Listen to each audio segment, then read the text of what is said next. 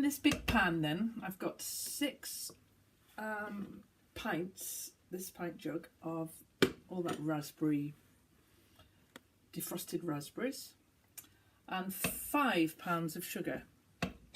One of the pounds of sugar was the special preserving sugar that has pectin in it.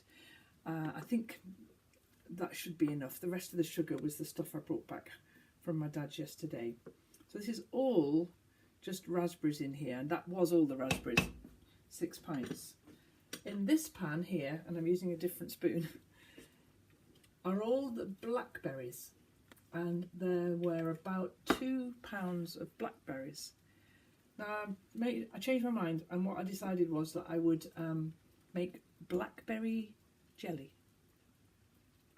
A small amount of blackberry jelly. I had a big clear up. What a mess. It was like jam, syrupy, raspberry, everywhere. Anyway, that's all for now, and we'll come back and do a bit of a bottling video later on when I get to that point. Yeah, it's all good. I haven't decided what to do with the rhubarb yet. I need to look up a rhubarb jam recipe, don't I? But this is the only big pan I've got, big enough for a rolling boil, which is what this needs. So I can't do anything with the rhubarb until this jam's free again. This pan is free again. Free the jam. Okay, guys, catch up with you soon.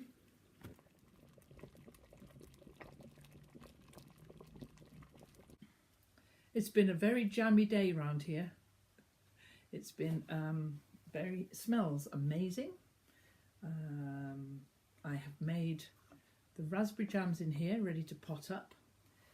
This contraption here is the blackberries. There were blackberries, not black currants, that are on this little upturned stool with the muslin here dripping into this bowl, and that's going to be blackberry jelly. And then in this bowl here, this is all the rhubarb, and I'm a bit ambivalent about rhubarb, let's say, not a big fan. So I put out a little thing on Instagram, I like Instagram, and a picture of the jam and so on. And I said, come on, guys, what am I going to do with this rhubarb? And I had a lot of responses, and someone called Sarah Chutney, whoever she is, bless her, thank you, has given me this cool idea to make rhubarb syrup. Because I don't want just all jam. So there's going to be some jelly, some jam. These are all the... I can't have a cat on my knee, Norma. You'll have to just... Not today. Cat hair jam. These have all been through the dishwasher. Some of them had stubborn labels on that, you know, the sticky won't come off. So I've disregarded those. They're over there waiting for a second wash. And the jam then is here. And it's set. I've been doing the practice settings. I've had my jam thermometer, but I've also done the thing where you put it on a saucer and let it go wrinkly. So I think it's set enough now. And you know, in doing that and testing it and tasting it and testing it, I've realised why it is my mum didn't eat raspberries. It's because of the pips. They would get stuck in her teeth. And that's why I think there were so many raspberries in the freezer. Okay, so I've got all these. People will have to cope. I could have made raspberry jelly, but I've not. I've made jam. So I've got all this jam, all these empty jars here. And so now, I've not done the sitting down before. I'm going to give it a go. We're going to do some potting up. So the easiest way I find to do it, you know, is just to dip in the jam, the jug, and then fill the jars up from the jug. It's the easiest way I find to do it. Yes, you get a bit on the outside, but you can always come with a hot cloth later on and wipe that off. So I'm just going to jar this lot up. Always takes a lot longer to set than you think. Jam. It's been, oh, what is it now? It's 20 to 4. I started this morning. It always takes ages, jam. You're going, you think, oh, I've got an hour spare, I'll knock off a bit of jam. Not at all. Not at all. So let's try and choose the small jars so that everybody gets one. I will just fill them up as the jars present themselves. In fact, we'll take the bigger ones to one side and fill the smaller ones up. Then everybody gets a jar.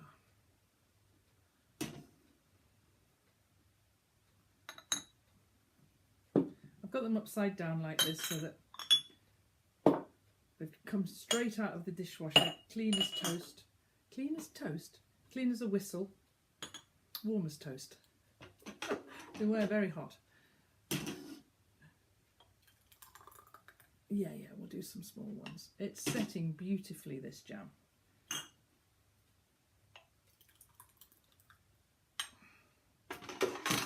And there's lots of it. Because sometimes when you make jam, if you don't get a good set, you have to make sure you keep your toast very level when you're eating it so it doesn't all slip off. So let's hope I haven't got slipping jam. I hope not. Yeah, so the rhubarb syrup, I think that'll be hilarious. Because my parents are very, very strict teetotalers, and I know that one of the ways that people use rhubarb syrup is to make cocktails or whatever. So I hope I am at the receiving end of one of them, if anyone's listening. Oh yes, it's going well. I am going to have to stand up. I can't actually reach inside.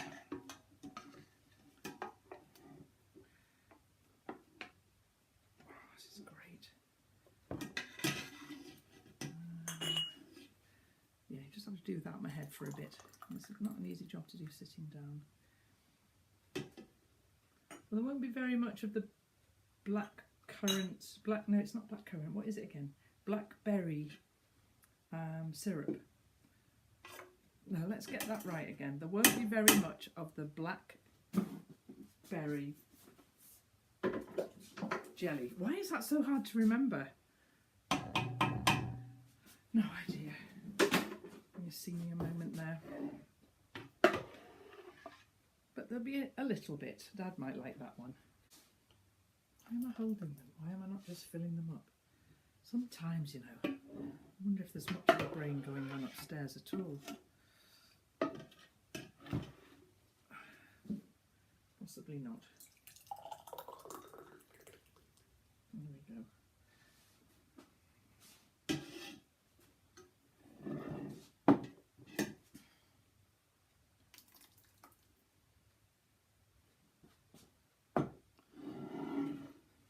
My mum always used to remark that was a very, very messy person. And you're probably all screaming at the screen now. Why don't you do it like this, Kate? Kate, why are you making such a mess? I was watching a YouTube video a couple of days ago, and it was, I won't say who it was or what they were doing, but they were making something that I make all the time. And I was screaming at the screen, not like that! For God's sake, don't do it that way. And it's what you're all doing now, isn't it? Yeah, I don't mind. Now, the trick with jam is that you fill it right up to the top. Right up to the top. And then, once it's filled, because it will shrink a tiny bit, hardly at all, but a little bit. Once it's filled, don't lick your fingers if you're going to eat this or someone else is going to eat it. You get one of these little wax discs. You've got to find the wax side, and then you pop the wax disc on and you make sure it makes good contact with the jam surface, and you do it either as soon as you've potted it up when the jam's really hot, or when the jam's stone cold, but not halfway between. Conventional wisdom has it. And these wax discs are exactly the right size for these small jars. These are a £1 size disc. These aren't £1 jars though, at all. Just got to get the waxy side down. There's the waxy side. I do like doing this. So this is going to be part 2. And part 3 is going to be the syrup and the jelly. It's been a spectacular day outside today. I've had a visit from my neighbour who was wondering what I was doing inside. Why are you not out in the garden, Kate? This is why. The recipe I found for rhubarb syrup says to steep it, the syrup, the water and the sugar all together like overnight, which is perfect because I don't want to set to making that now. So I can do that one tomorrow, as well as the jelly tomorrow. And that one's a very narrow top, but we'll push it on, it'll be fine. This is to keep the seal between the jam and the air, so it's less likely to go bad as you start. I mean, the whole reason for making jam in the first place is to preserve fruit, because that massive amount of sugar prevents bacteria from growing in there. They're all lovely. Now there's a little bit left in here. So this is just come out of the dishwasher as well, and I'm going to put that in there for me so that I can start eating that one straight away. So that one doesn't need a disc on. That's my little jam pot. I didn't make that, I wish I had. Not that clever. Okay, there we are. Raspberry jam. Let's count them. 1, 2, 3, 4, 5, 6, 7, 8, 9, 10, 11, 12, 13, 14 jars of jam. Very pleased. Put another wax disc on there. That's a little bit big. I'll just tear that one in half and put 2 pieces on, just to keep the air from getting to the jam as it's in storage. Thing about jam though is you can eat it straight away. You don't have to wait like with chutney for it to develop and mature. So this jam, as soon as it's cool enough, we could be eating this. Okay then. Next stage, syrup and jelly. Syrup. Now I'll tell you the truth about this this rhubarb. Some of them are plums, but if you don't tell anybody, I won't, okay? Syrup and plum, rhubarb and plum syrup with vanilla. I just decided that that would be quite a nice little addition. So I'm going to put this up as part 2, and part 3 will be the conclusion, or maybe there'll be a part 4, who knows. There's all the jam finished. I've done quite a bit of cleaning up, and the west light is beautiful through the window just now. The window faces west down the farm track. Catches all the beautiful light. So although I've done all the washing up, it's an absolute joy to do it sitting in front of that thing. If you look at the tree very carefully, you can see that the fruits in the tree are crystals, and they send rainbows all the way around the room.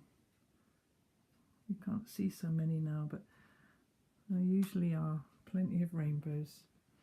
And a cat sitting next to the jam. It's very carefully covered up jam though. I don't think it will be cat hair jam.